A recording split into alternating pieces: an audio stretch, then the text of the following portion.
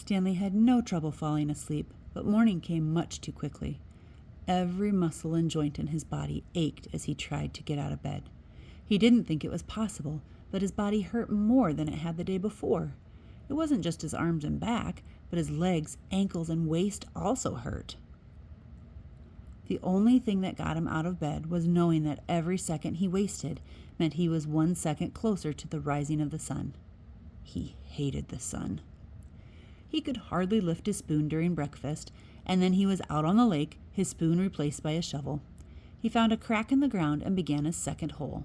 He stepped on the shovel blade and pushed on the very back of the shaft with the base of his thumb. This hurt less than trying to hold the shaft with his blistered fingers. As he dug, he was careful to dump dirt far away from the hole. He needed to save the area around the hole for when his hole was much deeper. He didn't know if he'd ever get that far. X-ray was right. The second hole was the hardest. It would take a miracle. As long as the sun wasn't out yet, he removed his cap and used it to help protect his hands. Once the sun rose, he would have to put it back on his head. His neck and forehead had been badly burned the day before.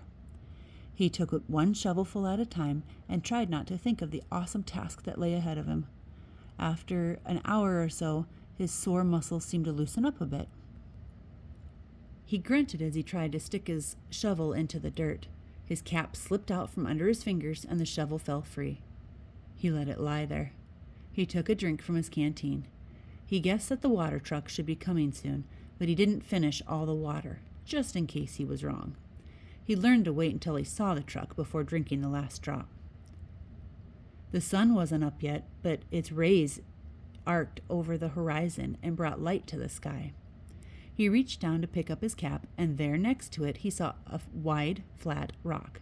As he put his cap on his head, he continued to look down at the rock. He picked it up. He thought he could see the shape of a fish, fossilized in it. He rubbed off some dirt, and the outline of the fish became clearer.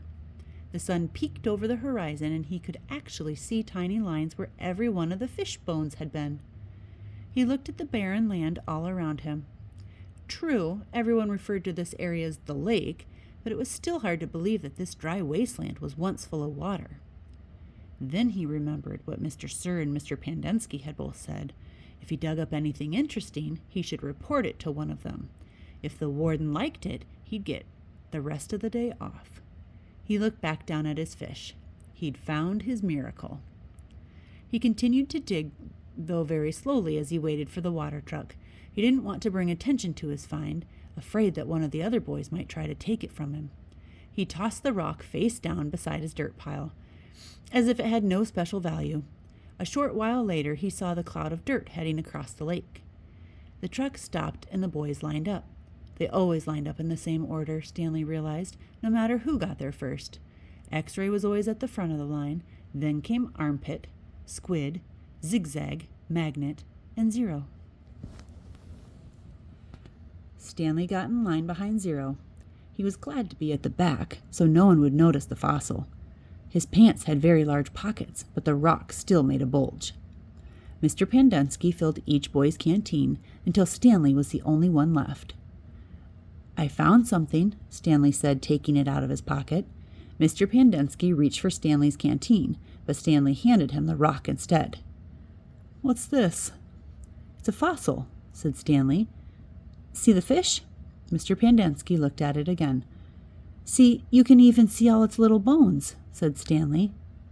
"Interesting," said Mr. Pandensky. "Let me have your canteen." Stanley handed it to him. Mr. Pandensky filled it and returned it. "So, do I get the rest of the day off?" "What for?" "You know. You said if I found something interesting, the warden would give me the day off." Mr. Pandensky laughed as he gave the fossil back to Stanley. "Sorry, Stanley. The warden isn't interested in fossils." "Let me see that," said Magnet, taking the rock from Stanley. Stanley continued to stare at Mr. Pandensky. "Hey, Zig, dig this rock." "Cool," said Zigzag. Stanley saw his fossil being passed around. "I don't see nothing," said X-ray. He took off his glasses, wiped them on his dirty clothes, and put them back on. "See, look at the little fishy," said Armpit.